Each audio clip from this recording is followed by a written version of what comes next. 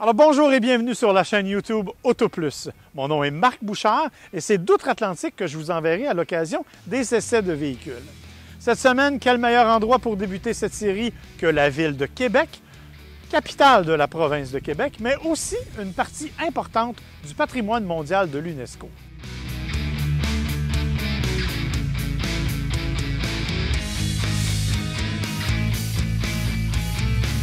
Le lien, bien entendu, c'est cette voiture, la Ford Mustang. Pourquoi? Parce qu'elle fait aussi, à sa façon, partie du patrimoine mondial historique de l'automobile. Vous trouvez que j'exagère un peu? C'est pas complètement faux.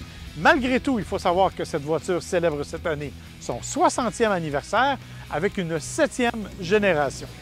C'est en effet en 1964, lors de l'Exposition universelle de New York, que l'on a présenté pour la première fois ce coupé sportif extrêmement populaire à l'époque. En fait, on a tellement voulu frapper fort l'imaginaire des gens qu'on avait décomposé complètement la voiture et qu'on a monté toutes les pièces au sommet de l'Empire State Building pour en faire une présentation unique. Vous aurez compris que depuis, la voiture a plutôt bien vieilli. Celle qu'on vous présente aujourd'hui est une voiture extrêmement moderne qui est encore et toujours la reine des muscle cars en Amérique du Nord. Comme vous le savez sans doute, la Ford Mustang a une personnalité bien affirmée depuis ses tout débuts. Elle a eu bien sûr différentes éditions au fil des années, mais malgré tout, on a réussi à conserver certains des éléments qui sont propres à sa personnalité. C'est le cas aussi de cette voiture que l'on essaie aujourd'hui, qui est une version GT avec le Pony Night Package. Ce que ça nous donne, en fait, ce sont des éléments noircis, comme cette entrée d'air sur le capot, la grille et d'autres éléments noirs un peu partout. Pour le reste, c'est une voiture qui a conservé des traits très caractéristiques. La preuve, ce sont les phares avant, qui, même s'ils se sont modernisés, sont aisément reconnaissables, tout comme la calandre et le fameux logo, bien entendu, que l'on reconnaît partout. Sur cette voiture, des pneus de 19 pouces, des pneus imposants, bien entendu, des pneus de grande largeur parce qu'on veut beaucoup d'adhérence. C'est une propulsion, mais c'est une propulsion très sportive. Il faut pouvoir compter sur le maximum de traction dans toutes les circonstances, même si au fil des ans, elle est devenue plus une routière qu'une simple sportive.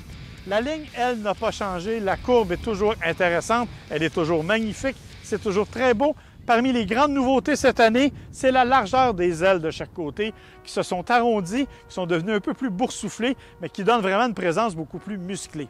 La partie arrière n'a pas été modifiée avec les blocs optiques traditionnels qui sont toujours séquentiels quand on utilise les clignotants.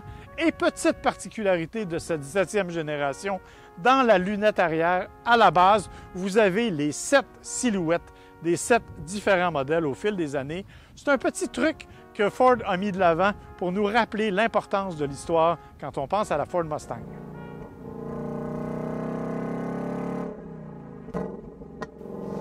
Alors malheureusement, malgré la puissance du moteur qu'on retrouve sous le capot, on n'aura pas l'occasion aujourd'hui d'aller essayer la voiture sur la piste, les conditions ne s'y prêtant pas. Par contre, je vous invite à venir avec moi, on va aller l'essayer sur la route. Quand on prend le volant de la Mustang, on est évidemment dans un environnement très sportif. On le sent d'ailleurs dès que l'on appuie sur le bouton pour démarrer le moteur en écoutant simplement le ronronnement du moteur. Et encore, je dois vous dire que celui-ci est actuellement en mode discret parce que comme on a un échappement actif, on est capable de jouer avec la sonorité du moteur, passant d'un mode discret à un mode normal, à 2 modes réservés au mode plus sportif, dont un pour la piste. Je vous admets que je l'ai essayé au grand désespoir de mes voisins. Malgré tout, ça nous donne un petit frisson vraiment supplémentaire, même si ça n'apporte que fort peu à la performance du véhicule lui-même. Pour le reste, on est dans un environnement qui est assez facile à manipuler, qui est aussi confortable parce que contrairement à ce qu'elle était à l'origine, soit un véritable muscle car qui exigeait de la précision dans les virages et avec laquelle il fallait lutter régulièrement pour maintenir le poids du véhicule, la nouvelle Mustang est beaucoup plus civilisée, elle est beaucoup plus agréable, elle s'est transformée en véritable routière. On peut donc faire des centaines de kilomètres à son volant sans souffrir. On peut aussi avoir une conduite dynamique intéressante, mais évidemment beaucoup plus facilement que c'était le cas auparavant, les suspensions aidant. Si de surcroît vous avez opté pour la version performance, ça n'ajoute que quelques chevaux à peine, on parle de 3 chevaux supplémentaires à la puissance totale du moteur. En revanche, ça vous donne accès à la suspension Magna Ride, Donc une suspension magnétique fort efficace qui limite considérablement le transfert de poids et le roulis, peu importe les conditions dans lesquelles vous roulez.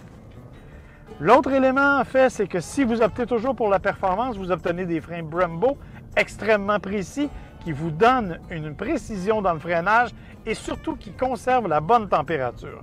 Autrement, si vous conduisez de façon trop dynamique, vous pensez peut-être pouvoir chauffer les disques. Je vous dirais qu'il faut cependant faire un grand effort parce que même dans la version de base, ces disques sont tout à fait capables de supporter des conditions exigeantes et une conduite plus athlétique. La direction est tout à fait précise, on la conduit du bout des doigts, elle nous donne toutes les sensations nécessaires pour être capable de parfaitement bien maîtriser le véhicule dans toutes les circonstances, que ce soit sur la route ou dans les conditions plus dynamiques, si jamais vous avez l'opportunité d'aller sur piste. Il y a des éléments qui ne sont pas fournis avec cette voiture-ci, mais qui le sont en option, notamment dans certaines déclinaisons, on a un mode drift, un mode dérapage, avec un frein à main électronique, mais avec une véritable poignée, ce qui permet d'offrir un bien meilleur contrôle et véritablement de s'amuser à faire un dérapage contrôlé comme les professionnels le font. Évidemment, ce qu'on veut savoir, c'est comment le moteur réagit.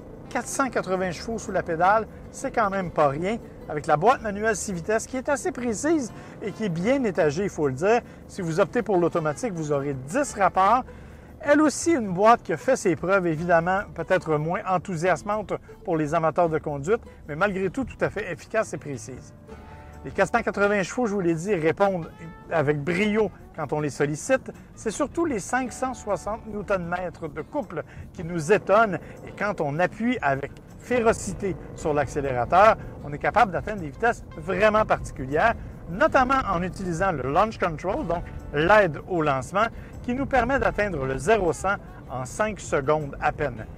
Toute cette puissance, malheureusement, ne se fait pas sans effort. 13,8 litres au 100 km, c'est la moyenne de consommation de la version GT, comme celle que nous conduisons actuellement. On peut bien sûr opter pour la version avec l'EcoBoost 2.3 4 cylindres, qui est pas mal moins gourmande, mais qui fait le 0-100 en 6,1 secondes, ce qui est considérablement moins rapide. En revanche, si vous désirez vraiment pousser très loin, vous pouvez opter pour la Dark Horse, avec son moteur V8 5 litres de performance conçu pour la piste, mais là, on n'a même pas osé divulguer les chiffres de consommation. Pour ça, il faudrait la tester nous-mêmes. Ce qui fait définitivement partie de l'héritage de la Ford Mustang, c'est sa motorisation. Bien sûr, vous le savez, avec la GT qu'il y a derrière moi, c'est un moteur V8 5 litres de 480 chevaux de 560 Nm. C'est un moteur qui est extrêmement puissant, qui consomme pas mal, mais qui a surtout fait la réputation de la marque parce que c'est un moteur que l'on traîne depuis plusieurs années, qui n'a pas vraiment été restauré au fil des ans, à part quelques améliorations techniques. Vous pouvez opter pour une version un peu plus discrète en 2024 puisque Ford nous propose un moteur 2.3 EcoBoost, un moteur qui est aussi puissant, 315 chevaux, 475 livres-pieds de couple, mais évidemment, tout ça est beaucoup moindre que ce que l'on propose aujourd'hui. La version 4 cylindres peut être jumelée à une boîte automatique 10 vitesses, une boîte que l'on connaît bien qui a été développée par Ford. Dans le cas de celle-ci, bien sûr, une boîte manuelle 6 vitesses ou une boîte automatique 10 rapports, la même que l'on retrouve sur l'autre capot. Il y a une troisième version de la Mustang, c'est la Dark Horse. C'est la voiture avec le V8 atmosphérique le plus puissant de l'histoire pour Mustang. On parle de 500 chevaux. On parle surtout de transmissions assez différentes parce que l'une est Tremec, l'autre est Getrag. La Tremec étant plus rigide, plus difficile, plus exigeante, par contre beaucoup plus précise. Et plusieurs des composantes de la Dark Horse ont été tirées des Mustang Shelby, notamment les bielles, ce qui permet d'avoir vraiment des performances exceptionnelles. Il y aura aussi 2 versions réservées uniquement à la piste dans le cas de la Dark Horse, mais bien entendu, on ne les verra pas sur nos routes. C'est donc une motorisation assez complète. Le V8 de la Dark Horse, le Coyote, a été rénové. Celui-ci est tout à fait efficace, 480 chevaux, sans amélioration, mais il n'y en a pas vraiment besoin. On ne peut évidemment pas redessiner une Mustang sans faire très attention à ce qu'on fait. En fait, les puristes sont très exigeants.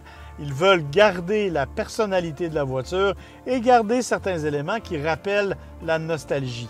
On a assez bien réussi à l'extérieur À l'intérieur, cependant, on a un petit peu fait enrager quelques enthousiastes qui trouvent qu'on a joué la carte un peu trop moderne.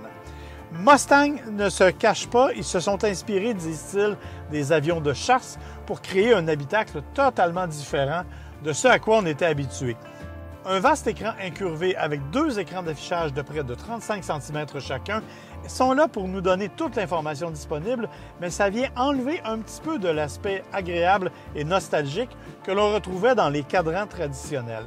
Malgré tout, Ford s'est assuré de plaire à tout le monde en permettant de personnaliser ce tableau de bord numérique. En fait, si vous faites un petit peu de recherche dans les nombreux menus, vous allez tomber sur une façon de devenir une vieille Mustang, c'est-à-dire que vous avez bien sûr l'affichage sport, l'affichage normal, mais vous avez un affichage qui rappelle les tableaux de bord des Mustang 87 à 93, histoire de vous ramener un peu en arrière. Vous aurez compris que ce n'est qu'un gadget, un jouet pour amuser les enthousiastes, mais malgré tout, c'est une des petites touches fort intéressantes que Mustang a mis de l'avant avec ce véhicule-là. Bien sûr, un écran qui utilise Sync 4, une intégration complète de téléphone intelligent tant pour Apple CarPlay qu'Android Auto. Sans fil, mon modèle dispose même d'un chargement par induction pour mon téléphone intelligent qui dégage un peu de chaleur, mais malgré tout, ça va assez bien. Ce qui est particulièrement intéressant cependant, parce qu'on a une version GT, c'est qu'on a plusieurs panneaux qui nous permettent à l'intérieur d'aller jouer avec les différents réglages. On peut changer les couleurs d'affichage, on peut modifier les thématiques, mais on a aussi des indicateurs et des applications spécialisées pour les tours de piste, notamment le chronométrage et la force et la puissance, ainsi que les forces G. Ça nous donne donc une très bonne indication et ça nous permet de devenir de vrais pilotes.